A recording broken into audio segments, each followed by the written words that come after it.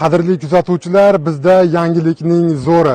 Ijtimoiy tarmoqlarda yoki ko'cha-ko'yda qishda uzluksiz metan bo'lar ekan degan gaplar qulog'ingizga chalinib qolyaptimi? Endi bu gaplar haqiqatga aylanmoqda.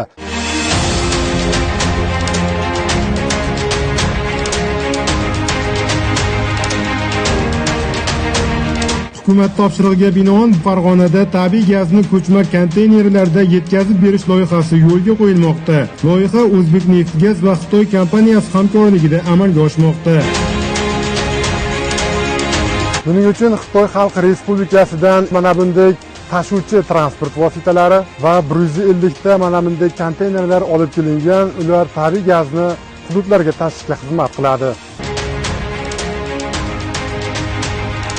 Har bir konteyner o'rtacha 300 ta mashinani metan bilan ta'minlay oladi. Demak, loyiha to'liq ishlaganda kuniga 15 ming ta avtomashinaga gaz yetkazib berish mumkin bo'ladi. 50 ta konteyner gaz tarqatadi, 50 tasi yo'lda bo'ladi, yana 50 tasi Beshariqda qurilayotgan maxsus stansiyada gaz to'ldirayotgan bo'ladi. Ya'ni tabiiy gaz Beshariqdan vodiy bo'ylab tarqatiladi. Gazni tashish stansiyadagi qurilish-montaj ishlari yakunlangach boshlanadi.